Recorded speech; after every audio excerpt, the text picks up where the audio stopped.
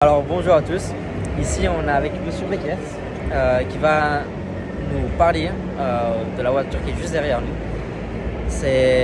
La vidéo ça va être spécialement sur le Mans et sur les voitures qu'il y a autour de nous. Mais on va commencer tout d'abord par parler de la voiture qu'il y a derrière. Mais avant, Monsieur Beckers, qu'est-ce que vous pouvez nous dire de vous niveau sport automobile? Quelle est votre relation avec le sport automobile, etc. On a été emmenés par notre papa, ma soeur et moi en 1958 sur le Grand Prix de Belgique de Formule 1. Et on a été tellement impressionnés par tout le décorum, par les odeurs de ricin brûlé, par tout ça, qu'on a décidé ce jour-là, en 58, qu'on serait tous les deux pilotes automobiles. Pour moi, c'était peut-être plus facile parce que j'étais un homme et que des femmes, il n'y en avait pas beaucoup. Mais il y avait quand même une femme de Philippis, Maria Teresa de Philippis, qui roulait en Formule 1. Et c'est ça qui a dit à ma soeur, impossible, n'est pas féminin. Et que donc elle avait l'espoir d'un jour devenir pilote de Formule 1. Ce qu'elle n'a jamais été, mais elle a quand même fait une très belle carrière. Et donc c'est comme ça que notre passion pour le sport automobile a commencé. Ouais, et puis vous avez quand même roulé dans plusieurs grandes courses, dont notamment le Paris-Dakar, si je ne me trompe pas. Voilà. Moi j'ai fait 3 fois le Paris-Dakar, donc en 82, 83 et 85. En 82 je l'ai fait avec un ex-pilote de Formule 1 qui malheureusement est décédé, Rick Ford, qui a aussi été pilote Porsche sur ma 917 et autres voitures. On va voir juste après la 917. Voilà, on était en tête du Dakar pendant les 4 premières étapes avec une voiture Subaru qui venait du Japon. Et puis je l'ai fait en 83 avec Toyota, où là j'étais assistance rapide, comme on appelle ça, donc avec un mécanicien à bord et toutes les pièces, etc., pour assister les pilotes qui étaient censés faire un bon résultat au classement général. Et là j'ai terminé 27e, je pense. Et puis la dernière fois je l'ai fait en 85 avec un Land Rover, et là j'ai terminé 8e au général. Et à l'époque, les Dakar, c'était pas du tout ce que c'est aujourd'hui, c'est-à-dire on voulait faire 8 ou 9 000 km, on en faisait 14 000, on n'avait pas spécialement de système de géolocalisation comme le GPS ou autre, on avait juste une boussole et voilà, il fallait se débrouiller. Ouais, c'était le vrai Paris-Dakar. Voilà, c'était l'aventure de A jusqu'à Z. Ouais, c'était vraiment avec Thierry Sabine. Ouais. Ouais, ça devait être incroyable comme époque. C'était incroyable et j'ai beaucoup de mes copains pilotes qui disent aujourd'hui « Ah mais si j'avais su, j'aurais fait le Dakar ». Et bon, manque de bol, il fallait avoir de la volonté pour arriver à le faire, quoi. Mais moi j'ai été un peu entraîné par ma soeur qui au début, elle a fait le premier Dakar en 79. Et donc c'est là que je me suis dit, mais dans une pipe, moi j'aimerais bien faire ça aussi parce que c'était génial. Ouais, et puis vous avez fait aussi d'autres grandes courses. Oui, moi j'ai commencé en 66, j'ai roulé jusqu'en 85. Donc j'ai roulé en rallye, j'ai roulé en monoplace, j'ai roulé beaucoup en Alfa Romeo. Donc ma soeur était pilote officielle Alfa Romeo. Et donc moi j'ai roulé beaucoup en Alfa Romeo. J'ai gagné 2 fois la Coupe du Roi à Francorchamps en 24 heures. Et j'ai gagné ma catégorie Tour de France aussi, Tour de France Auto à l'époque, toujours sur Alfa. Et donc voilà, j'ai roulé en Formule Ford pendant 3 ans. J'étais vice-champion Benelux de Formule Ford. Voilà, donc bon, après j'ai fait beaucoup de courses en tourisme, championnat de Belgique, championnat Benelux de tourisme. Et voilà, j'ai jamais été vraiment ce qu'on appelle un pilote professionnel, sauf au Dakar où j'ai été payé. Mais sinon, c'était de l'amateurisme, mais de l'amateurisme poussé jusqu'au niveau professionnel. Ouais. Et maintenant, on va parler de la voiture juste derrière. Vous allez nous expliquer un peu comment elle est, quelques petites anecdotes. Je suppose que vous en avez. Oui, bien sûr. Donc cette voiture s'appelle une Altera. Pourquoi s'appelle une Altera? Parce que en fait, c'est la première voiture dans le monde du sport automobile qui a porté le nom de son sponsor. Ah. Et à l'époque, c'était interdit. Donc la Fédération internationale automobile n'acceptait pas ça. Et il a fallu vraiment se battre. C'était M. Charles Jam qui vit toujours, qui a écrit d'ailleurs 2 livres. Donc Charles Jam, qui était le patron d'Inaltera, c'était une société qui fabriquait du papier peint. Avait décidé, pour faire connaître sa marque, M. Charles Jam a fini par imposer cette idée de faire nommé la voiture du nom de sa société. Je savais pas que c'était interdit. Oui, à l'époque c'était interdit. Donc c'était vraiment un truc très nouveau, ce qui a évidemment fait un buzz pas possible à l'époque. Enfin, il y avait pas sur Internet. Mais enfin, dans la presse, etc., on en a énormément parlé. Et en fait, la voiture en elle-même, ça s'appelle une Rondeau. Une Rondeau parce que c'est Jean Rondeau, un sociétaire du Mans, un habitant du Mans, qui était passionné d'automobile et qui avait décidé de créer sa propre voiture. Donc il a créé la Rondeau, et qui est devenue une Altera dans un premier temps, parce qu'après c'est redevenu des Rondeaux, ils ont fait plusieurs fois les 24 heures de Mans avec des pilotes différents. Et donc ma sœur Monsieur Jam a voulu avoir un directeur sportif qui était quelqu'un qui se connaissait bien, et il a pris Vickelfort. Vickelfort, c'était un pilote à l'époque qui était pilote Porsche, qui a roulé en Formule 1, qui a gagné le rallye de Monte-Carlo, qui a roulé le premier à avoir roulé sur une Porsche 917. Voilà, donc c'était un très très bon pilote et qui était en même temps le copain de ma sœur. Voilà. Donc c'était un peu mon beau-frère, quelque sorte. Et donc il a pris Vickelfort, et Vickelfort a dit ok, moi je suis d'accord de devenir le manager de l'équipe, à condition que vous preniez Christine comme pilote. Et Monsieur Jam, qui était un visionnaire, parce qu'à l'époque les femmes pilotes, il n'y en avait pas beaucoup, il a tout de suite dit oui, parce que ma sœur avait quand même déjà à l'époque un beau palmarès. Et donc voilà, donc elle a été la première engagée parce qu'il n'y avait pas qu'une voiture, il y avait deux voitures. Elle était la première engagée dans l'équipe. Il y avait aussi Beltoise, il y avait Jean-Pierre Jossot, et il y avait Henri Pescarolo, qui a quand même fait le Mans 33 fois. C'est quand même une légende. Si vous ne le connaissez pas, c'est une légende et une des références du Mans. Il a eu quand même, si je me rappelle bien, un gros accident. Je ne sais plus si c'est au Mans. Oui, il a eu, je ne me rappelle pas quel accident précisément il a eu, mais en tout cas, ce que je peux vous dire sur Henri, c'est qu'il est toujours aujourd'hui le recordman de vitesse sur le circuit de Francorchamps. Sur l'ancien tracé. L'ancien tracé de 14 km. C'était 275 km/h de moyenne. Alors il y a quelqu'un qui a été plus vite que lui en essai officiel. Non, c'était en essai officiel. Il y a quelqu'un qui a été plus vite que lui en essai non officiel. C'est Jackie X. Oui, sur le Ferrari. Il était un poil plus vite. Mais c'est pas homologué parce que c'était hors compétition, on va dire. Voilà. Oui, et puis quand même, à savoir que Francorchamps, l'ancien tracé, donc celui de 14 km, c'est encore actuellement le circuit routier le plus rapide au monde. Oui, tout à fait. Ce qui est incroyable. Et on peut, à l'heure actuelle, parcourir l'ancien tracé sur les routes normales. Et quand... pas entièrement, parce qu'il y a des morceaux qui ont été un peu modifiés, mais dans l'ensemble, oui. Et on peut encore voir, par exemple, le virage, le S de Masta, qui était très important, le virage de Bournonville. On peut voir le virage de Stavelot, qui est un virage le banking, qui était un des premiers bankings qui avait été créé, en tout cas en Europe. Et donc c'était un circuit extrêmement rapide. On était pratiquement tout le temps à fond. On freinait deux fois en fait. On freinait une fois à la source et on freinait une fois au combe. Les combes existent toujours, le nom des combes, mais là ils tournent à droite et à l'époque ils tournaient à gauche. Et là on devait freiner. Et sinon c'était à fond tout le temps. Ouais, ça devait être.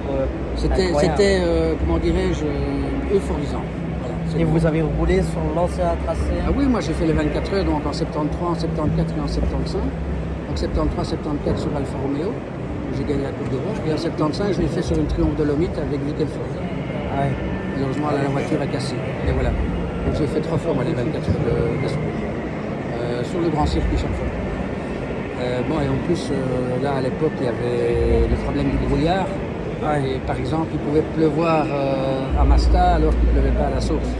Parce qu'il y avait tellement de distance. C'est un problème qu'on a ici au Mans, encore actuellement. Oui, absolument. Et il y a eu l'année dernière, en 2023 d'ailleurs, il y a eu ça.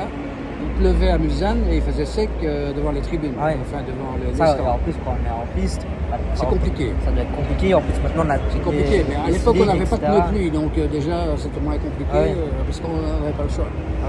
On roulait avec les mêmes pneus sur la pluie ou pas. Ça a changé. Heureusement, la sécurité a été améliorée depuis, mais ce qu'il y avait de très prenant à l'époque, c'était les montées d'adrénaline, parce qu'on savait très bien que si on sortait de la piste, et 9 chances sur 10, on était mort. Donc on réfléchissait, on était très concentrés, mais on n'avait pas de radio avec le stand. On ne s'alimentait pas en eau, par exemple, ce qui est une erreur monumentale, parce qu'il faut toujours s'hydrater. Ouais. Voilà, donc le confort était quand même moins bien que maintenant. Dans les voitures, ils ont l'air conditionné parfois. Ouais, et puis je suppose que, par exemple, elle ne trace pas de nuit s'il y a du brouillard et de la pluie en plus. Alors, ça doit être compliqué. Petite anecdote, quand on roulait sous le brouillard, les pilotes les plus fous, ils comptaient. C'est-à-dire, les derniers repères qu'ils avaient avant le brouillard, jusqu'à la sortie du brouillard, ils comptaient 1, 2, 3, 4, 5, 6. Comme ça. Oui. Ça, c'était les grands malades. Ouais. Évidemment, il y en a qui ont payé ça de leur vie, hein, parce que c'était très dangereux. Mais bon, voilà, il y a toujours eu des pilotes un peu impétueux qui voulaient aller plus vite que les autres, même dans le brouillard. Hein. Ça a toujours été comme ça. En rallye, c'est comme ça aussi. Ouais, je trouve que c'est une époque qui était quand même Une époque, quelque part voilà. incroyable de par Moi, la j'ai folie dit, mais qui- c'est subjectif. Le baseline de mon livre, c'est les plus belles années du sport automobile. Maintenant, je suis certain qu'il y en a qui pensent que c'est maintenant, mais voilà, moi c'est ma vie, c'est comme ça. Et franchement, tout ce qu'on a fait, par exemple, quand on roulait en rallye, quand j'ai fait le Tour de France Auto, par exemple, à l'arrivée des étapes spéciales, on s'arrêtait, on discutait avec les copains. C'était de temps en beaucoup temps. plus bon enfant Ouais. qu'à l'heure actuelle. Je veux dire par exemple une petite anecdote. Avant en Formule 1, le soir, on ne travaillait pas sur les voitures dans les garages. C'était des petits garages Absolument. en dehors du circuit. D'ailleurs, dans le livre de ma sœur, il y a une photo qui la montre assise dans la Porsche de Gaudin de Beaufort. C'était une Porsche à l'époque, je ne sais pas si tu connais, le 718, les Porsche de Oui. Formule 1, enfin c'est le Formule 2 en fait. Et donc en revenant du circuit, on a vu cette Porsche dans un garage, là juste là où il y a la station d'essence maintenant, avant le circuit de Francorchamps. Et donc on a demandé à notre papa de s'arrêter, on est descendu. Et ma soeur a dit, moi je veux devenir, mon père devenait fou, je veux devenir pilote de Formule 1. Donc elle s'est installée dans la voiture et moi j'ai pris la photo. Et voilà, et donc on la voit dans cette voiture. Et c'était en 58, donc elle devait avoir 43, 58, elle devait avoir 15 ans. Ah oui. Ah, quand même déjà à cet âge-là de se dire je vais Oui, être mais enfin, pilote. toi, c'est pareil. Hein. Ah oui. Tu en as 19, tu m'as dit que le Mans ça commençait à 8 ans. Donc Ah ouais, t'es ça a aussi un peu commencé- précoce. Hein. Bah en fait, pour vous dire tout, ça a commencé, mon père est carreleur de base. Et en fait, je suis allé au musée Ferrari quand j'étais petit, parce qu'on a un copain représentant italien, et les usines de carrelage, c'est à côté de chez Ferrari. Et en fait, je suis allé on est allé à Maranello, pas au musée la première fois. C'était d'abord, on est allé faire un tour en Californie. Donc c'est vrai que c'est l'entrée de gamme à l'époque de Ferrari. Mais bon, Ferrari, ça reste Ferrari. Et du coup, on a fait un tour. Et là, j'avais le sourire, mais franchement, Mais voilà, peut pas donc imaginer. on a les mêmes bases, hein, c'est la passion, voilà, c'est la passion. Moi j'ai toujours dit à mes enfants, faites ce que vous voulez dans la vie, mais il y a une passion. Ouais. La passion, ça sauve de tout. Si tu n'as pas de courage, tu te dis, bon, mais j'adore faire ça, quoi. Et donc tu y vas. Tu Ouais. le fais quand même si tu n'es pas en forme moralement ou quoi que ce soit. Tu peux toujours s'en sortir avec la passion. Ouais. Que ce soit la passion de l'automobile, du vélo, n'importe quoi, hein, ça n'a pas d'importance. Mais il faut avoir une passion dans la vie. À mon avis, c'est la clé. Cette voiture, d'abord, vous remarquez qu'elle a les ailes roses. Parce qu'à l'époque, les femmes pilotes, il n'y en avait pas tant que ça. Et donc, cette voiture était conduite par ma soeur Christine et par Léa Lombardi, qui, entre parenthèses, est la seule pilote féminine qui a jamais marqué un demi-point en Formule 1. Et qui était extrêmement rapide. Et donc, elle formait un très bon équipage. Le seul problème, c'est que pendant la course, tout à coup, dans la ligne droite des Hunaudières, la voiture s'est arrêtée et est partie en tête à queue, à 300 à l'heure, sans rien toucher. Elle s'est arrêtée dans le bon sens de la piste. Mais c'était ma soeur qui était au volant. Ah oui. Et donc, ma soeur n'y connaît rien en mécanique, hein, je préfère vous le dire, même aujourd'hui, elle ne connaît rien. Mais elle a un peu d'intuition. Et s'est arrêtée, donc tout s'était éteint, il n'y avait plus de lumière, il n'y avait plus rien. dans le noir. En plus, la ligne droite des Inaudères, la nuit, à l'époque. Et en plus, à l'époque, noir total. il n'y avait pas les chicanes. Il y avait pas les chicanes. Donc c'était 6 km à fond. Et donc, elle s'est dit, tiens, c'est bizarre, mais quand j'ai touché le coupe-circuit, ça a fait une petite étincelle. Donc elle s'est dit, c'est peut-être le coupe-circuit qui était obligatoire à l'époque, hein, donc ça coupe toute l'électricité sur la voiture en cas de problème pour éviter l'incendie. Et donc elle a regardé et effectivement elle a vu qu'il y avait un fil qui était défait. Mais tout ça a pris un temps fou parce qu'elle ne voyait rien, il faisait noir. Ouais. En plus se déplacer dans la voiture c'est extrêmement compliqué parce que c'est pas facile d'accès, etc. Donc ça a pris beaucoup de temps et elle avait une pince mais qui ne coupait pas apparemment pour un peu agrandir le morceau métallique du fil. Et donc elle a, avec ses dents, elle a tiré un morceau de plastique du fil et elle a réussi, plus ou moins avec la clé, de remettre ce fil sur le court-circuit. Elle a remis en marche la voiture après 1 heure. Ah ouais. La voiture est repartie. Et elle est arrivée au stand et tous les mécaniciens étaient comme ça à applaudir parce qu'ils étaient persuadés qu'elle ne rêverait jamais, quoi. Parce qu'ils savaient très bien que Nikon c'est rien en mécanique. Voilà. Et donc elle est repartie, voilà, la voiture allait parfaitement bien. Et elle a terminé 11e au classement général. Non, là, cette année-là, elle a terminé 25e. C'est l'année suivante qu'elle a terminé 11e. Et en terminant 11e l'année suivante, elle garde toujours le record du meilleur classement au classement général d'un équipage purement féminin. Ah oui. Jusqu'à présent, ça tient. Ça ne va plus très longtemps parce que maintenant, il y a beaucoup de femmes qui arrivent à un niveau très élevé, comme Lila Wadou, comme Dorian Pain, ou comme Sarah Bovy. Voilà, il y a beaucoup de femmes qui sont tout à fait capables. Il n'y a aucune raison qu'une femme aille moins vite qu'un homme. C'est ridicule de dire ça. D'ailleurs, à l'époque, ma sœur a battu souvent ses coéquipiers de chez Autodelta, Alfa Romeo. Sur certaines courses, elle allait plus vite qu'eux, donc voilà, il n'y a aucun problème. Donc ça, c'est l'histoire de l'Inaltera. Et puis après, donc, Jean Rondeau a continué, je ne sais pas en quelle année il est décédé. Il est bêtement décédé à un passage à niveau au Mans. Sa voiture s'est arrêtée sur le passage à niveau, il a essayé de sortir, le train est arrivé et il l'a tué. Une mort idiote. Ouais. Et il est toujours, au Mans, il est toujours considéré comme un héros parce que c'est le premier constructeur de sa propre voiture qui a gagné les 24 heures du Mans. Ah, je ne savais pas du tout. Ouais. Ça, c'était après l'histoire Inaltera. Donc, il a gagné le Mans avec Jean-Pierre Rousseau, je pense.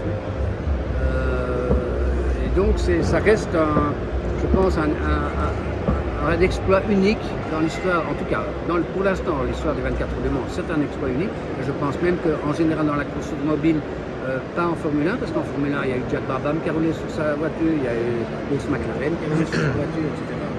Dans cette catégorie-là, c'est moins évident. Mais en tout cas, au Mans, ça reste le seul pilote-constructeur qui a gagné les 24 heures. On est à côté de la voiture que votre sœur a roulée. Et si j'ai bien retenu, elle roule aussi encore de temps en temps voilà, en démonstration, avec. oui. Elle a encore roulé il n'y a pas très longtemps au Mans avec la voiture, faire un tour du circuit en démonstration. Il y avait 3 Inaltera qui étaient là, parce qu'il y a plusieurs voitures encore qui existent, elles existent toutes d'ailleurs. Et donc elle fait encore des démos. Et elle fait encore des démos aussi sur une Matra 630 qui a été reconstruite par un ancien mécanicien de chez Matra. Et elle fait des démonstrations, elle en a fait à Montlhéry dernièrement, récemment. Elle adore toujours conduire. Elle a un ami qui a une Alfa Romeo 2000 Bertone et elle fait plus de courses, mais elle fait toujours pour s'amuser, tourner. Elle a fait aussi les remparts d'Angoulême récemment sur une Fiat Abarth qu'on lui a prêtée. Donc elle est toujours passionnée, elle adore toujours ça. Ce sera jusqu'à la fin qu'elle continuera à rouler. Elle a d'ailleurs encore un grand projet qui est assez confidentiel pour le moment, mais si ça marche, ça va buzzer un maximum. Oui, et il y a quelque chose que je pense que vous avez oublié de dire à propos de cette voiture et vous, c'est que vous avez été pilote réserve pour la... Parce que ma sœur a fait 4 Pour, fois les 24 heures du Mans. pour le Mans. La première fois en 73 avec une Chevron B21, B19, peut-être B19, qui lui appartenait, elle et à son fiancé, qui malheureusement s'était tué aux 24 heures de Spa. Ah. Pratiquement devant mes yeux, donc c'était mon futur beau-frère, ils allaient se marier juste après les 24 heures. Et malheureusement, il s'est tué aux 24 heures de Spa 73, 73. Et donc ma sœur s'est retrouvée esselée parce qu'elle roulait avec lui, il était pilote, ils roulaient ensemble sur cette Chevron. Et donc voilà, après ma sœur a dû se débrouiller pour continuer à rouler avec la Chevron qui lui appartenait. Et donc voilà, j'ai piloté la voiture à Manicourt, un peu en essai.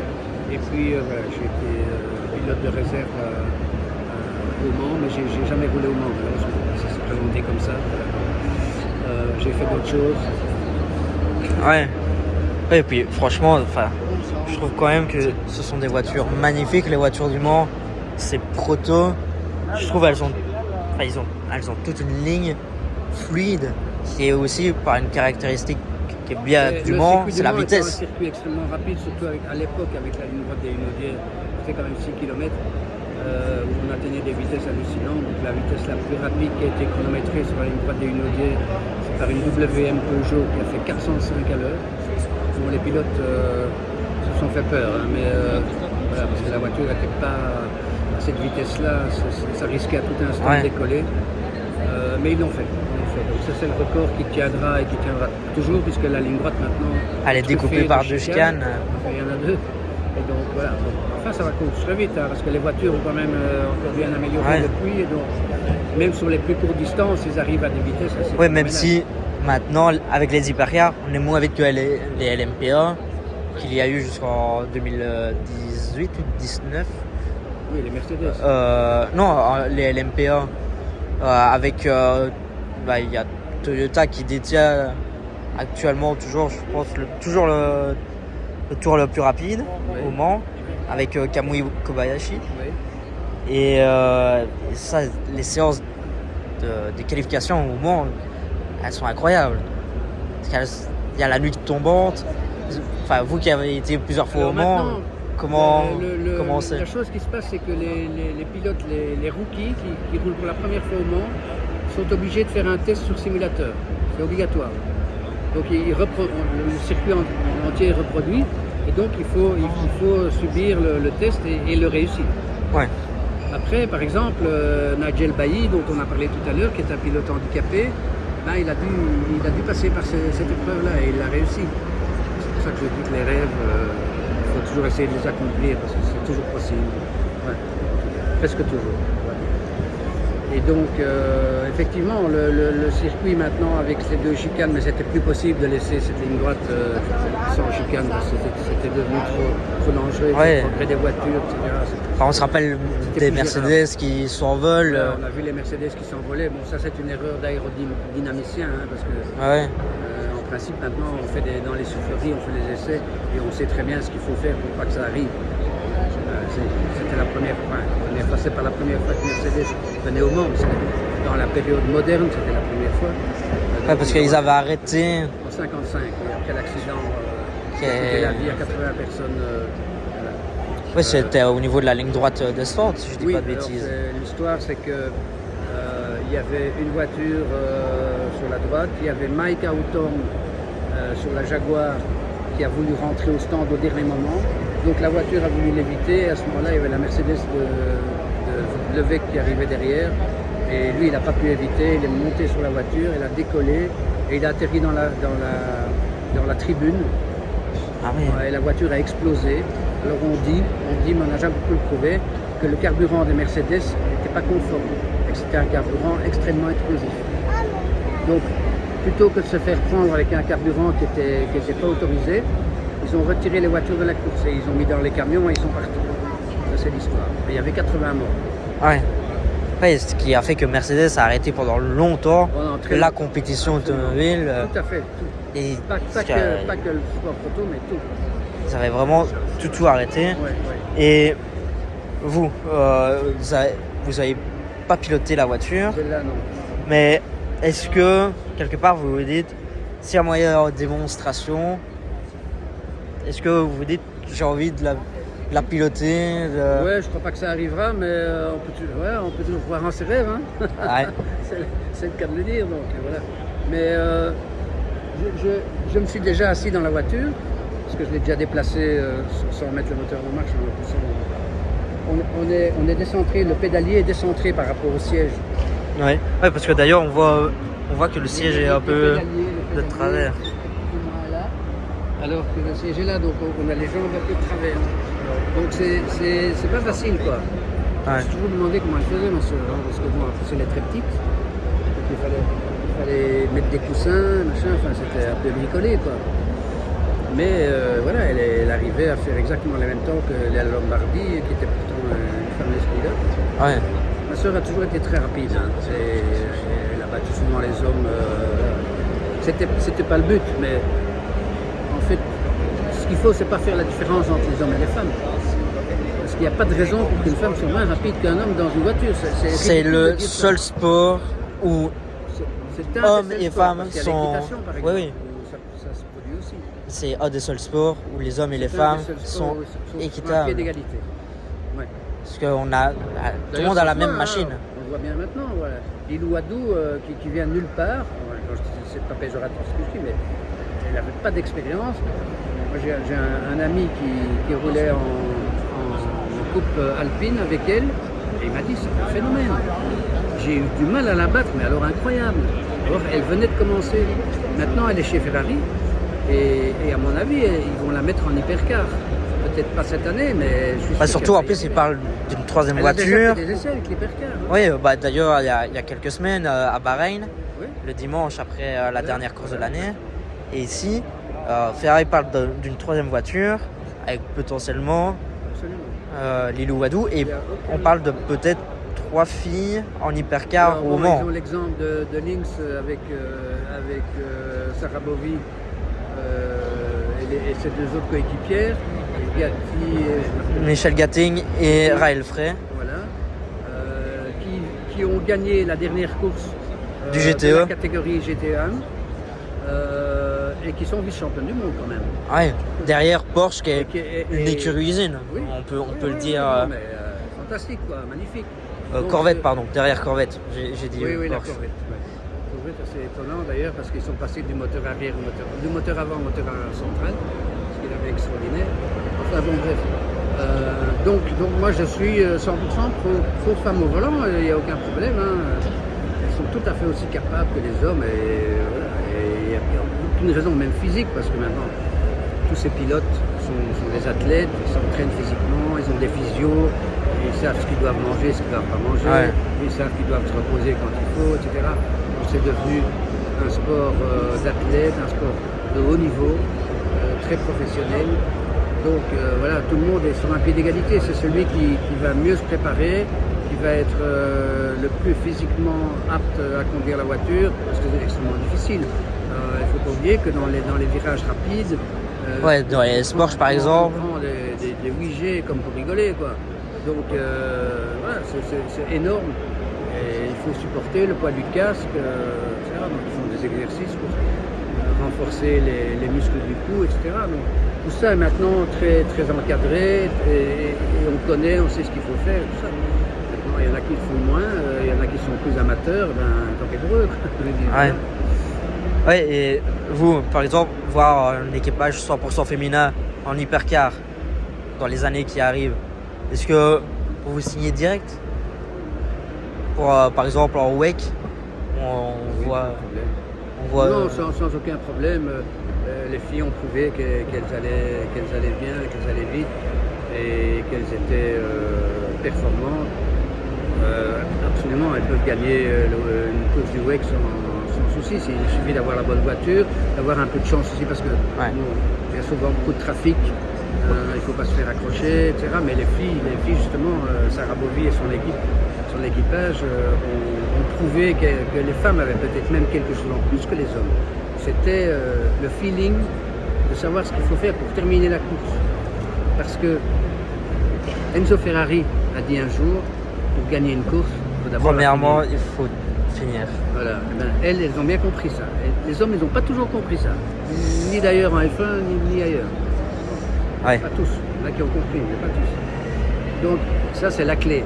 Or, les femmes ont une sensibilité énorme. D'ailleurs, ma sœur, qui a gagné la catégorie 2 litres en 1974 sur une Chevron, et c'est une voiture qui n'était pas du tout prévue pour faire les 24 heures. C'était un petit moteur de 2 litres, sans turbo, sans rien, sans assistance, rien du tout.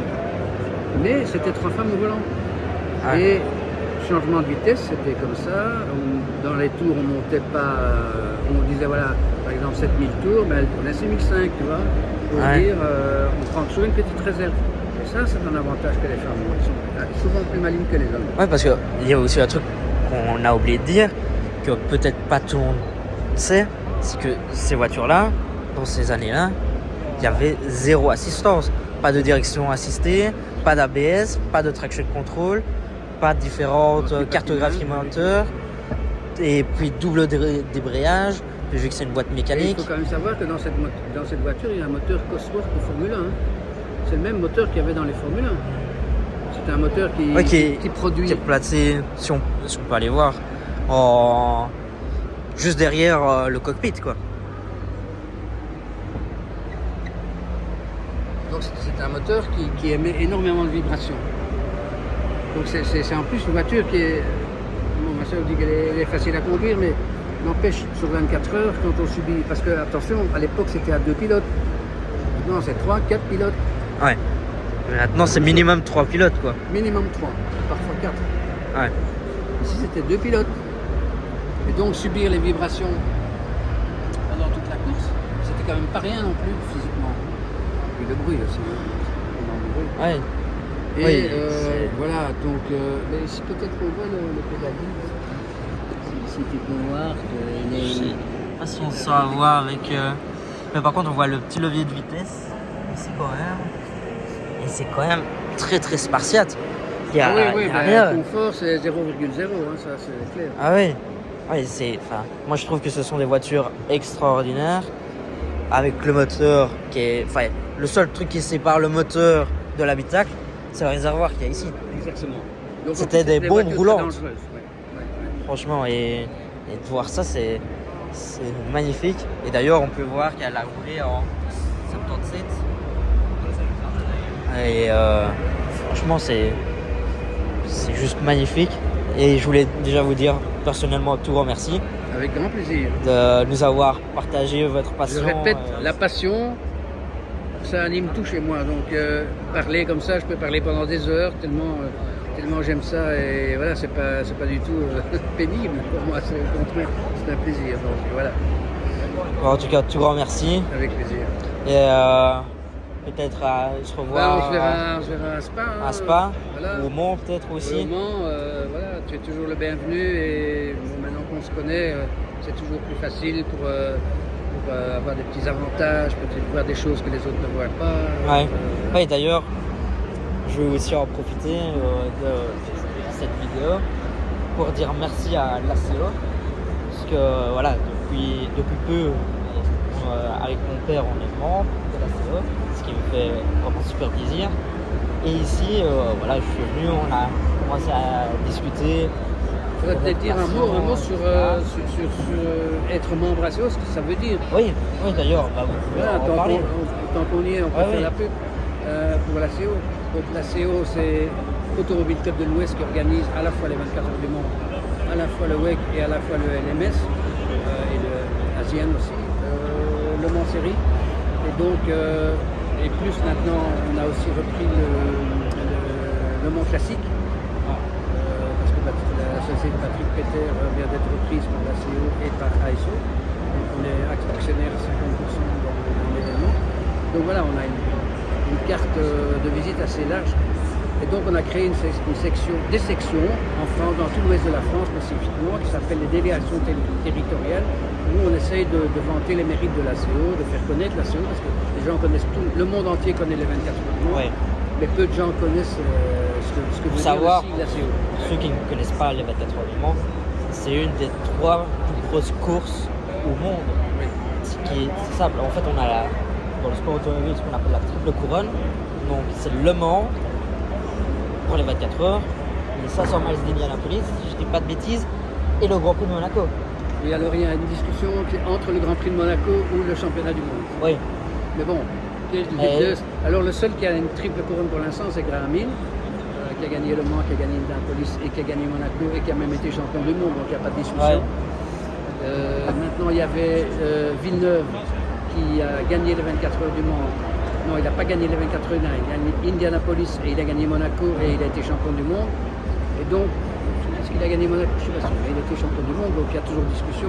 Et il a essayé encore de rouler. Mais bon, sur la Van Wall. Ouais, mais bon. La Van Wall, c'est pas une voiture terrible, et peut-être que lui, il n'est plus non plus. Je ne sais pas, enfin, je ne vais pas dire mal de notre ami Villeneuve, parce que c'est une chose bien.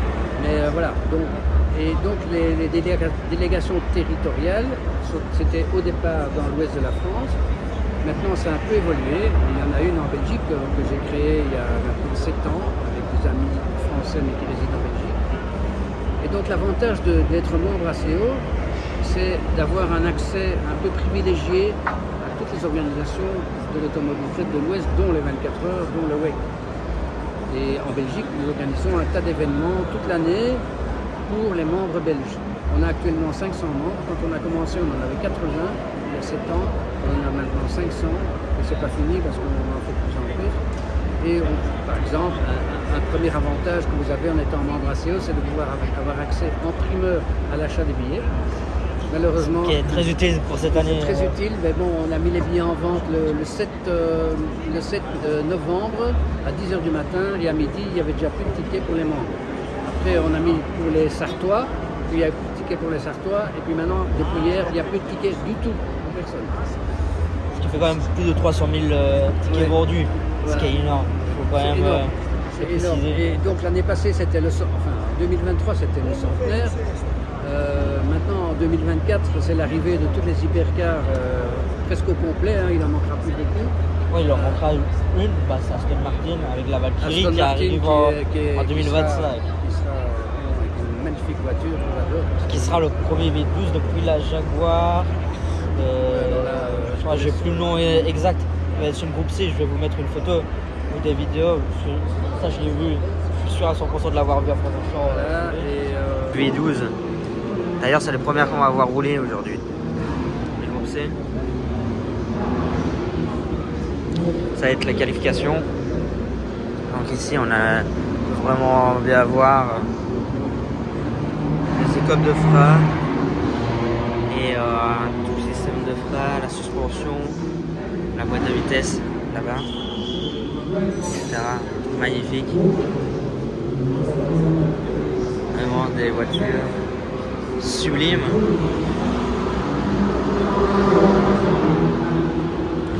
Et donc, malheureusement, on n'a plus de place. Par contre, au WEC, si ça vous intéresse, en tant que Belge, bien, vous êtes membre ACO, vous pouvez avoir accès à notre espace VIP qui se trouve à la source. Vous arrivez avec votre voiture, vous pouvez garer là, on a un chapiteau, on a des écrans, on a le catering et vous achetez un billet pour avoir accès au paddock et aux tribunes du circuit. Donc ça, c'est un des avantages qu'on a. C'est même pas, des budgets extraordinaires. Il faut pas croire que, il faut pas croire que c'est comme la Formule 1 à chaque fois. Puis en plus, quand on est membre ACO, il y a aussi ces petits avantages-là, mais par exemple sur la billetterie du Mans, sur la billetterie du Mans, vous aviez droit à 4 billets, 2 à mini prix, c'est-à-dire moins 40%, et 2 à prix plein. Ce qui est quand même. Alors, donc, si vous êtes devenu membre, vous achetez juste vos 2 tickets à moins 40%, vous récupérez c'est 73 €, 73 €, c'est rien du tout. Voilà. Et puis, vous avez, par exemple, à la boutique au Mans, vous avez 10%, vous avez accès au musée gratuitement, vous avez un tas d'avantages. Je ne suis pas encore allé, mais de ce que j'entends, de ce que j'ai vu en photo, ça a l'air d'être un musée extraordinaire. Mais oui, c'est un musée extraordinaire parce que... D'ailleurs, on a quelques voitures. Voilà, ici, il y a 4 voitures qui viennent du musée du Mans. Et il y a toujours une exposition temporaire aussi. Et on a fait pour Porsche, on a fait pour Toyota, ça change tout le temps, il y a tout le temps des nouveautés. Et en plus, on est en train de doubler la surface. Donc il y a des travaux qui sont en cours. On avait espéré le faire pour le centenaire. Malheureusement, avec le Covid, on a été retardé d'1 an. Donc en 2024, en principe, le nouveau musée sera terminé. Et ça peu. Parce que, bon, Et puis, vous pouvez faire ça avec un guide ouais. qui va vous raconter des anecdotes extraordinaires. Vous allez passer une journée magnifique au Mans. Franchement, je vous le conseille. Et puis, ce qu'il faut savoir, par exemple, quand on va au Mans, si vous venez d'un peu de loin, par exemple de Belgique ou quoi, c'est que vous avez une semaine. C'est Oui. une semaine Donc, complète avec le les pré-tests, oui. puis après la pesée dans le centre-ville du Mans, puis les jours de test. Et il y a la qualifications. parade aussi. Oui, la parade. La parade où il y a Ça, presque 100 000 personnes dans les rues du Mans qui viennent assister à la parade. C'est extraordinaire. Il faut faire ça une fois dans sa vie. C'est pour ça que je me suis décidé à venir. Franchement, ça fait 11 ans que je regarde chaque année et que je suis assis. Mais t'es pas venu pour rien à Interclassique. Hein. Ah non, ça franchement, je savais déjà bien que j'allais pas venir pour rien parce que quand je vois toutes les voitures qu'il y a autour, vous allez voir juste après, c'est quand même fantastique d'avoir des voitures d'usine comme la Audi. Oui, et la puis des voitures Toyota, exceptionnelles comme la Porsche 917 ou la... qui est une véritable. Ah oui, qui est une véritable. Qui était à la base le châssis 12, qui a été refait avec le châssis 21. Oui, c'est ça. Parce que le châssis 12 a été détruit lors d'une course. Alors il y a un livre magnifique, un gros livre comme ça qui raconte l'histoire de la restauration de cette Porsche qui appartient à un de mes amis. Mais pour vous donner une petite idée de ce que c'est une Porsche 917, le moteur de la Porsche 917, est-ce que vous avez une idée du prix que ça coûte? 700 000 euros. Le moteur. Donc, voilà, c'est une échelle ici. On a pour 200 millions de voitures assurées. Sur cette exposition, on a 25 voitures avec à faire la division. Elle va pas le même prix. Ouais, parce que quand on voit la quand on 917, doit faire une exposition comme ça, c'est 1 an de travail pour à la fois convaincre les musées, nous prêter les voitures, c'est prêté. Mais bon, parfois il faut toujours payer le transport et les assurances qui coûtent très cher. Donc tout ça est assez compliqué. Et puis il faut beaucoup de relationnel pour convaincre les propriétaires privés de nous prêter leurs voitures en disant voilà, elles vont être bien protégées, vous voyez comment elles sont protégées. Parce que des voitures comme la 917, c'est des millions. C'est facilement 20 millions d'euros, voire plus. Oui, puis ça, non, elle est là-bas au bout. La toute première voiture qui a gagné le Mans. La voiture, elle a 100 ans. C'est pas la première voiture qui a gagné le Mans, c'est une première voiture qui a participé. Oui, qui a participé, pardon. La première voiture qui a gagné le Mans. Je pense qu'elle existe. Je pense que j'ai entendu qu'elle existait plus. Mais non, elle n'existe plus. Il y a beaucoup de voitures qui n'existent plus malheureusement. Enfin, il y a quand même encore de très belles autos de cette époque-là qui existent. Et donc, voilà, il faut un peu être foufou pour acheter des voitures comme ça et les restaurer complètement parce que ça coûte beaucoup d'argent. D'ailleurs, ici dans le salon, vous avez plusieurs restaurateurs qui sont de haut vol et qui arrivent à faire des miracles avec rien du tout. D'ailleurs, si vous filmez tout à l'heure la René Bonnet, qui est là-bas tout à fait, la dernière à gauche dans le fond, qui appartient aussi à un de mes amis, c'est une voiture qu'on a retrouvée en pièces détachées, complètement désossée, etc. On a dû récupérer des morceaux à droite à gauche. Elle a été complètement refaite et puis rachetée et elle a participé au Mans Classique plusieurs fois.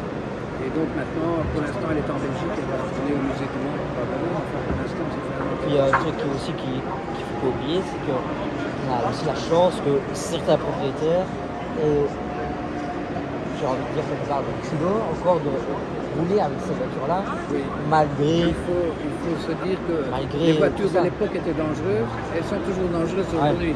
C'est pour ça que je vous conseille d'aller voir, par exemple, Spa Classique, qui est 1 ou 2 semaines après le WEC. Le 11 mai. J'ai plus exactement la date. 11 mai. Et franchement, aller depuis des années, c'est incroyable. Quand on voit par exemple la 250 GTO Bredvant qui s'est crashée au Mans. Oui, c'est crashé au Mans. Au Mans Classique. Oui, les pilotes qui roulent avec ces voitures-là, ils y vont. Ah ouais, et bon, pourtant c'est une voiture. Une Ferrari GTO qui vaut quand même, je pense, 50 millions de dollars. Oui, la dernière qui a été vendue, c'est 51. 51, voilà. Pas un prêt.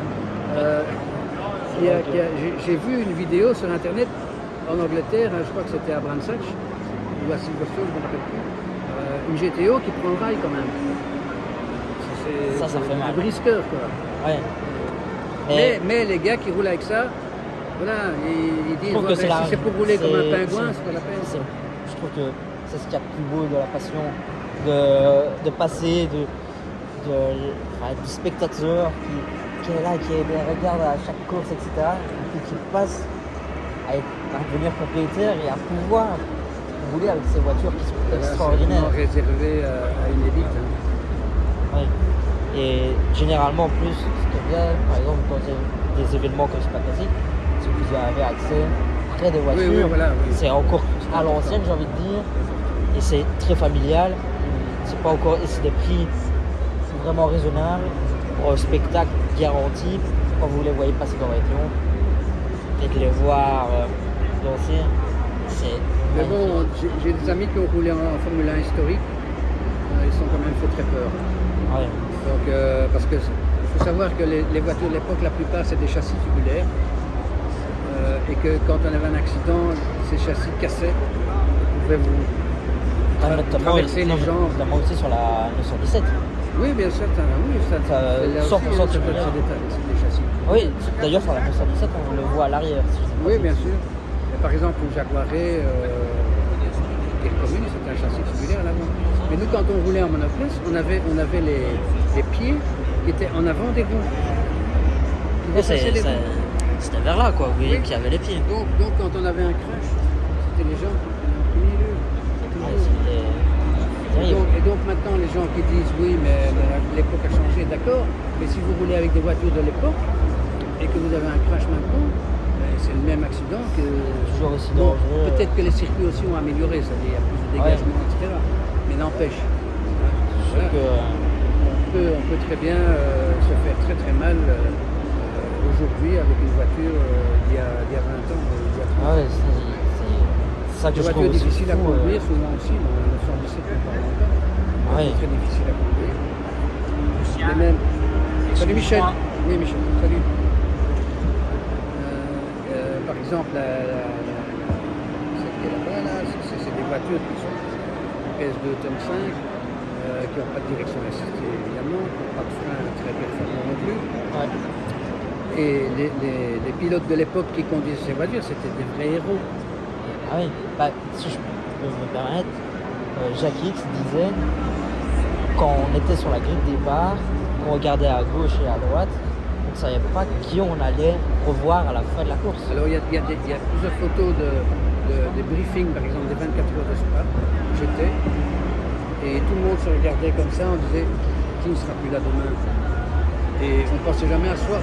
Ouais. Qui ne sera plus là parmi mes amis? On ne pensait jamais à soi. Mais voilà, parce que quand on a la passion et qu'on a envie de se monter d'adrénaline, ben, l'amour c'est accessoire. Ouais. Moi j'aurais vécu ce que j'avais envie de vivre. Ouais, parce que moi je me rappelle de 2 accidents en ayant regardé Le Mans à la télé. Le premier c'est dans les S de la Chapelle. Je pense que c'est Marcel Fessler qui va se cracher avec la Audi R18 qui est là, qui va s'envoler, ou c'est Alan McNish peut-être, je me rappelle plus. Oui, c'est Alan McNish. Oui, qui sont envolés. Et qui est passé au-dessus du rail, et il y avait des commissaires derrière. Ça, c'était incroyable. C'était impressionnant. Incroyable qu'il n'y ait pas eu de blessés à ce moment-là. Ouais. Je me rappelle aussi d'un autre qui est dans les Unodières, la Toyota qui va prendre une Ferrari sur le freinage. C'est. Qu'ils ont repris d'ailleurs dans un film actuel qui est Gran Turismo. Oui, ils ont repris cette scène-là. Il y a encore bien sûr des accidents. D'ailleurs, il y a le jeune Antoine Hubert qui s'est tué à Francorchamps, le petit Hollandais là, qui roulait super bien. Oui, en plus j'étais là. Voilà, c'est le sport automobile. En Angleterre, sur tous les circuits, il y a un grand panneau quand vous entrez. Motor racing is dangerous. Pour prévenir les gens, dire écoutez, si vous venez sur le circuit, il y a une voiture qui peut vous tomber sur la tête, vous n'en savez rien. C'est vrai, c'est quelque chose qu'on a tendance à oublier. On se dit oui, mais il y a tellement de barrières, il y a tellement de sécurité, on ne sait jamais. Si une roue s'envole ou quoi, ça part vite. C'est dit récemment avec je crois que c'était avec la Toro Rosso, le japonais qui est allé presque dans le public là. Oui. C'est récent. Voilà, c'est des accidents qui arriveront toujours. Hein. Le risque zéro, ça existe Ah pas. oui, Ça, bah, tout le monde le d'ailleurs, sait. ça m'a marqué. Dernier accident mortel au Mans pendant les 24 heures, c'était avec une Aston Martin en GTE. Oui, oui, oui. À la bord des UNOD, si je ne dis pas de bêtises, c'est un Danois. En Danois, c'était avant les Oui, dans le un tertre virage, un rouge. bête virage, enfin un bête virage. Je pense que c'est dans le tertre rouge Oui. et c'était le tout début de la course. Oui. Et la voiture, elle a été pulvérisée. Et ça m'a marqué, pourtant c'est il y a déjà quelques années, mais les voitures, En même c'était temps, on n'est pas obligé de faire du sport automobile, on peut jouer au ping-pong aussi, hein, mais bon, voilà, oui, chacun son truc. oui, c'est sûr. Mais voilà. Dans tous les cas, pour devenir membre de l'ACO, je vais mettre tous les liens. Voilà, ça c'est très dans la important description. et franchement, c'est pas parce que nous on est bénévoles, donc on n'a rien à gagner, sinon de pouvoir transmettre notre enthousiasme et notre passion à tous ceux qui veulent venir. Et on a vu avec l'épisode du GP Explorer que les jeunes pouvaient aussi s'intéresser au sport automobile par le biais de leurs influenceurs et que donc on veut essayer de développer ça aussi. Il y a aussi la course du monde sur internet auquel vous pouvez assister, voire participer, parce que c'est possible. Ouais, on sait se qualifier. Oui, on peut se qualifier. Les jeux coûtent une trentaine d'euros. En tout, vous pouvez pour Et une vous soixantaine pouvez vous d'euros. retrouver contre Verstappen ou contre Alonso qui participent presque chaque année à la course. Donc c'est extraordinaire. Et ça, c'est vraiment les techniques modernes qui le permettent. Donc, Et allez-y. aussi grâce à une grande ouverture de l'ACO qui franchement compare beaucoup dans ce milieu-ci, qui est le sport automobile et l'automobile en général, qui est assez, quelque part, vieillot, j'ai envie de dire. Ouais, assez vieille école qui a un peu peur de toutes ces nouveautés qui sont en train de se dire, oh là, on ne sait pas trop ce que c'est. On essaye de suivre. Ouais. Et franchement, l'ACO. Mais on n'a pas que des vieux comme moi, là, c'est haut, hein, il y a des jeunes aussi. Hein, donc, Ouais, mais même qui sont sensibles à tout ça. Une ouverture d'esprit comme ça et qui veulent perdurer la passion. Moi, je suis à l'écoute des jeunes comme toi ou comme mon petit-fils qui est aussi passionné, qui a 15 ans. Et voilà, donc on sait qu'il y a toute une clientèle entre guillemets potentielle dans les jeunes. Et il faut surtout qu'ils viennent parce qu'on a besoin de continuité, parce que nous on n'est pas éternel, donc il faut absolument qu'on arrive à inculquer notre histoire, notre passion et tout ça aux jeunes pour qu'ils continuent après nous. Ouais, c'est d'ailleurs pour ça que je fais ces vidéos-là. Mais en tout cas, tout bon, merci. Merci à toi. Merci à pour toi. nous avoir partagé toutes ces informations-là. Ici, on va continuer de faire le tour, de vous donner quelques anecdotes personnelles à propos de certaines voitures que j'ai eu l'occasion de voir rouler. Ce qui est franchement magnifique et toujours impressionnant de les voir, même en statique. C'est même imaginer leur bruit. Ouais. Mais donc voilà, franchement, tout merci Avec à vous, plaisir. à l'ACO. Et aussi merci pour le cadeau que vous m'avez fait. Franchement, c'est tout grand merci. Bon, Et on se voit ou plus tard à Spa. Ouais, Et, avec plaisir. Et au Mans. Ok. Allez, on va continuer la vidéo. À bientôt. Alors là, on est sur une voiture qui a 100 ans, qui a roulé pour la première fois au Mans en 1923 lors de la première édition. 50 chevaux, qui va jusqu'à 90 km/h, 90 km/h pour 1 tonne 150. C'est 4 vitesses. Donc ça, c'est vraiment le tout début. Si vous voulez avoir plus d'infos, etc. Donc voilà, première voiture qui a participé, enfin les premières voitures qui ont participé au Mans. Puis là, on passe sur une groupe C. Donc c'est dans les années 80 avec une Lola T600 de 81, celle-ci, qui a un moteur V8 de 5 litres 7 qui développe 620 chevaux, 5 vitesses en propulsion pour 1 tonne et 20 kg pour une vitesse maximale de 290 km/h, qui est énorme. Et ça, si vous allez à Spa Classic, vous aurez l'occasion de voir des voitures de ce type-là. Nous passons sur une Toyota. c'est dans les premières Toyota qui sont venues au Mans. Celle-ci elle est de 82, donc c'est également une groupe C qui est magnifique.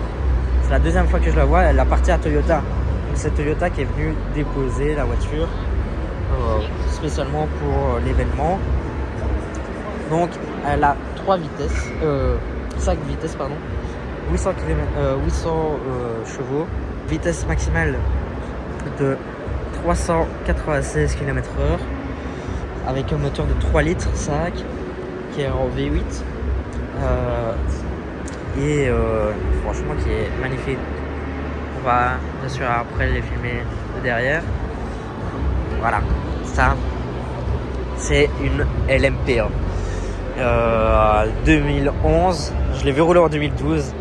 Alors à l'époque en 2012 c'est la première année où il y avait les R18 e-tron, donc avec les hybrides, les toutes premières hybrides, et il y avait 2 e-tron et 2 R18 Ultra. Donc celle-ci elle a gagné Le Mans avec Marcel Fessler, André Lotterer et Benoît Trélier en 2011. Vitesse maximale de 320 km/h pour 900 kg, 540 chevaux, 6 vitesses en propulsion d'un moteur 3,7 litres V6. C'est vraiment magnifique. À l'année, Audi mettait plus de 100 millions d'euros, ce qui est extraordinaire.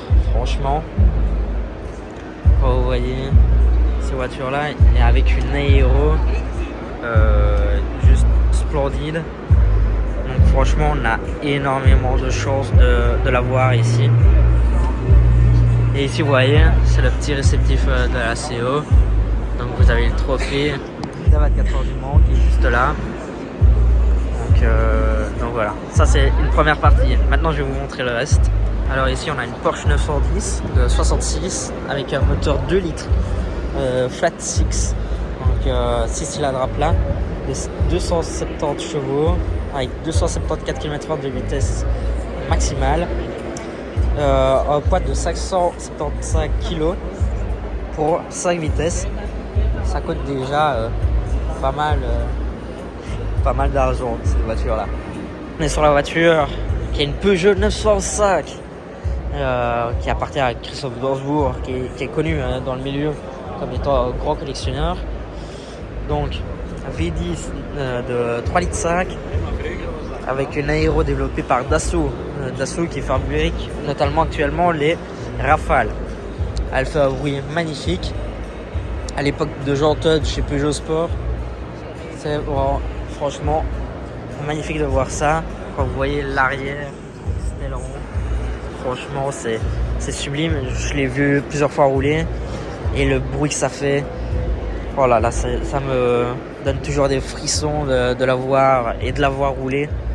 Je l'ai vu aussi rouler par Eric Hellary l'année dernière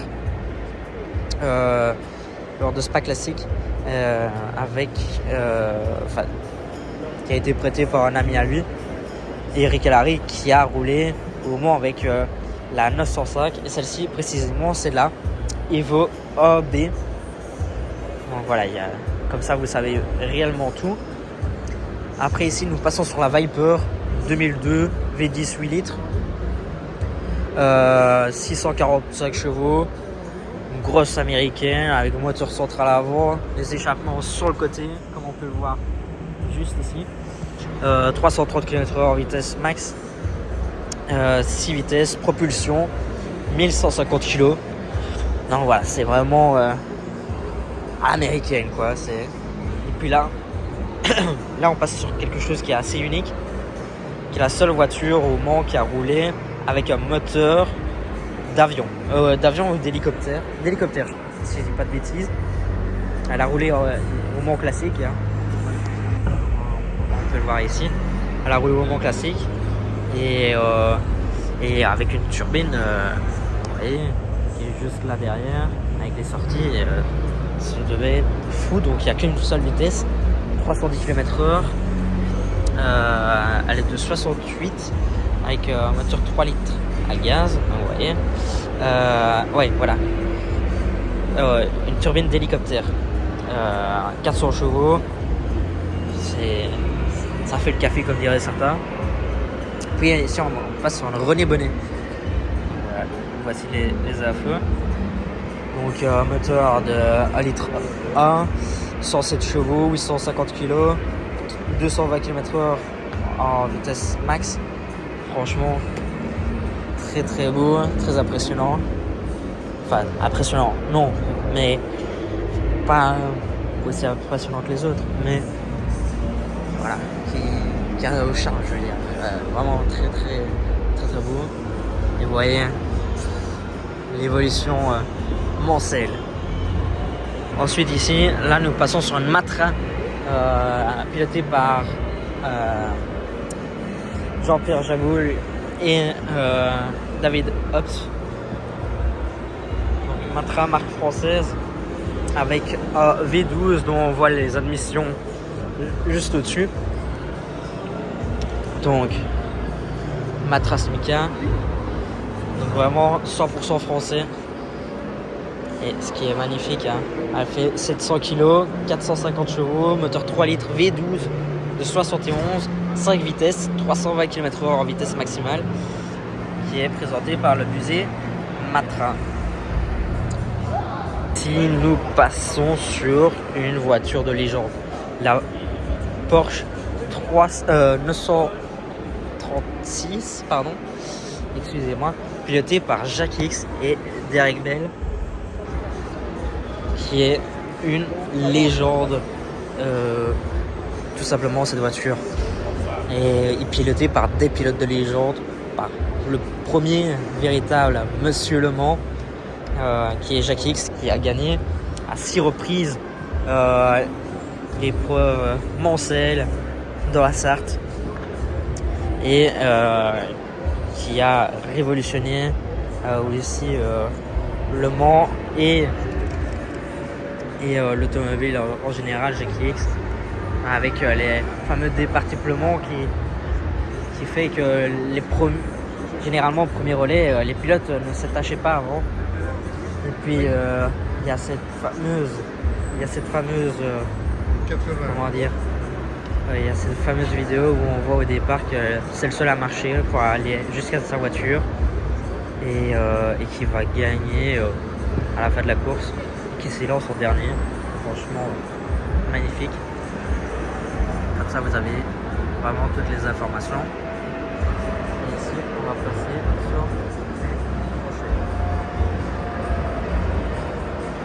ici on est sur un Alfa Romeo 8C qui fait 980 kg, 205 km/h à vitesse maximale, moteur 2 litres, 3 8 cylindres, 180 chevaux, 4 vitesses. Voilà, c'est à peu près tout pour les infos. Voilà. Si vous voulez les infos des deux, vous avez tout.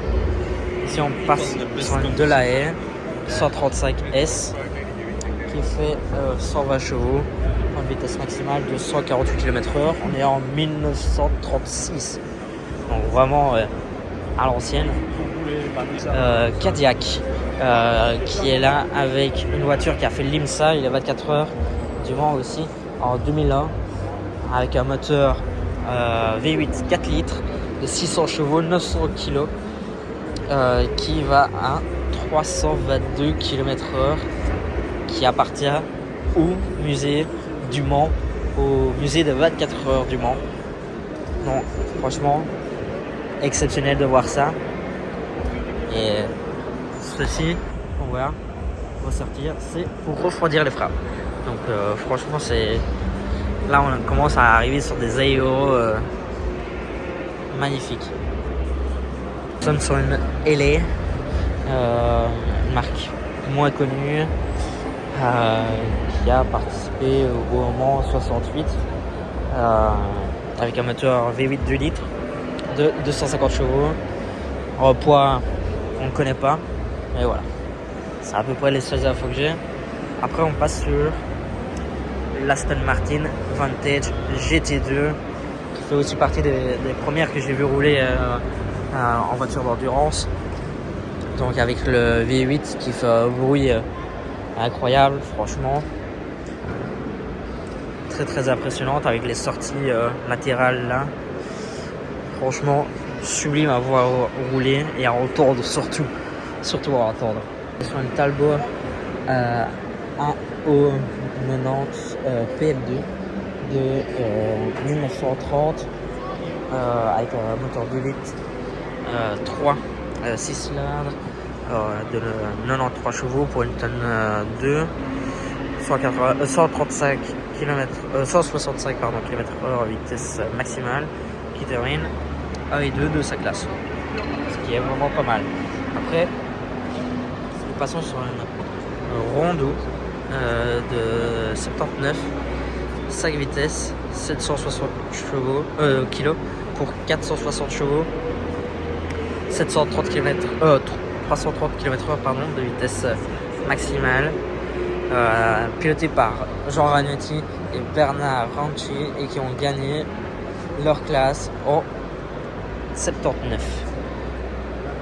On est sur une belle Alpine M63 de 62 qui a un moteur 2 litres, 95 chevaux, 620 kg pour 230 km/h vitesse maximale, 5 vitesses.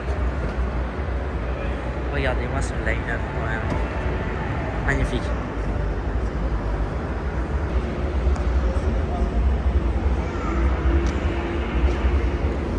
Oui, c'est bien une vraie Porsche 917 du Mans, une réelle avec la livrée psychédélique. C'est une vraie de vraie. L'histoire de cette voiture elle est folle. Quand elle a roulé en 69, durant ses premières années de roulage, ils ont cassé la voiture, le châssis était mort. Porsche a repris la voiture pour refaire avec un autre châssis.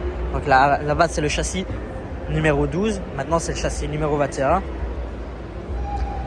Et regardez-moi ça. Alors, oui, là au milieu,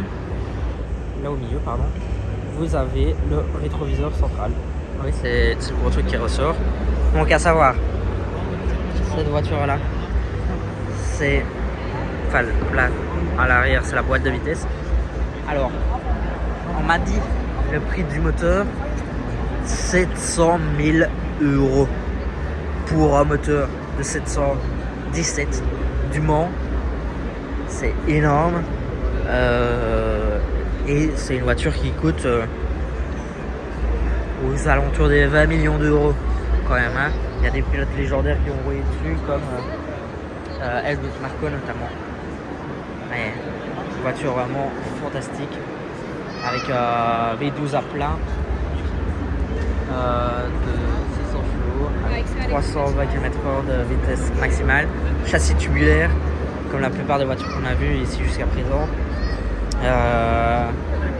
Selon les dires de beaucoup, c'est un enfer à rouler, c'est abominable, mais c'est quelle voiture incroyable à voir, franchement, juste incroyable. Alors là on est sur une Jaguar Type D. Donc Jaguar, savoir que c'est les premiers à avoir amené les freins à disque sur des voitures. Tout simplement, ça n'existait pas avant. Ce n'est pas avec celle-ci. Moteur 3 litres 8, 6 cylindres, 245 chevaux, 840 kg, 280 km/h de vitesse maximale. Donc on est sur un Type D.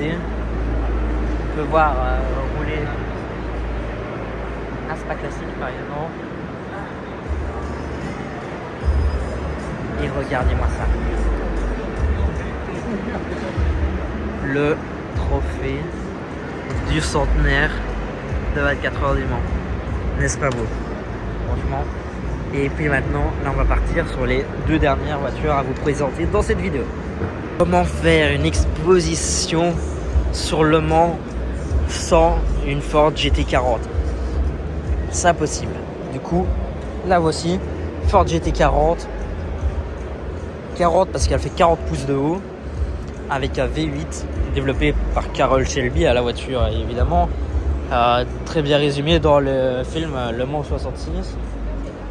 Donc on est sur un moteur de V8 5 litres de 425 chevaux pour une tonne 75, 342 km/h en vitesse maximale. Le réservoir est situé à l'avant et le moteur est vraiment placé là tout derrière. Vous voyez, tout derrière le pilote. Et là la boîte de vitesse encore placée derrière, évidemment en propulsion, aucune assistance, hein. Vraiment aucune. Ça doit être quelque chose. Quand on les voit en course, c'est une des plus belles voitures ancêtres, même une des plus belles voitures tout court à voir rouler tout simplement. Donc voilà. Et ici, pour la dernière voiture, il fallait qu'on tombe sur la dernière ère. L'âge d'or, le nouvel âge d'or de l'endurance. Et là, on est avec une voiture et un châssis surtout, qui est celui qui a gagné Le Mans en 2021. Et oui, Toyota GR010 hybride de 2021, c'est celle qui a gagné avec Kamui Kobayashi, Mike Conway et José Maria Lopez Le Mans en 2021. Donc 1040 kg, 670 chevaux, 328 km/h en vitesse maximale, 4 roues motrices évidemment, 7 vitesses. Et vous voyez, là c'est vraiment l'état comme elle est juste après la course, hein. Donc elle est dans son jus, elle est vraiment dans son jus, avec des disques carbone comme sur la Audi, rétroviseur. On sait voir le gros travail aéro qui est ici quand même, avec le nom du pilote juste ici. Et ici à l'intérieur, c'est le volant de transport. Et regardez-moi l'arrière. N'est-ce pas magnifique? Avec ce diffuseur, regardez, on peut voir l'arbre de transmission, les cardans, etc., la boîte de vitesse. On sait voir, entreapercevoir le moteur. Les échappements sont juste là. Et l'aileron arrière qui est énorme, tout en carbone. Franchement, c'est des voitures magnifiques, les voitures hypercar. Donc voilà. Voilà, c'est devant cette Toyota GR010 et devant cette GT40 que moi je vais vous quitter pour cette vidéo. Je voulais d'abord vous dire un tout grand merci pour votre soutien et vos abonnements, etc. Ça fait vraiment plaisir, ça augmente de plus en plus. Ici aussi un tout grand merci à la CO, comment ils nous ont accueillis. Merci à M. Beckers de nous avoir vraiment partagé sa passion et son expérience et sa connaissance sur l'automobile qu'il a, et aussi de l'avoir partagé l'histoire de sa sœur avec la voiture. Et donc voilà, franchement un tout grand merci. J'ai hâte de les voir, de les revoir lors du Wake à Spa et évidemment lors des 24 heures du Mans 2024. 2024 ça va être une très grosse année. Restez connectés si vous voulez rien louper. C'est tout ça, il suffit juste de s'abonner sur YouTube, Instagram et TikTok pour ne rien louper. Et sur ce, moi je vous dis à la prochaine. Allez, salut.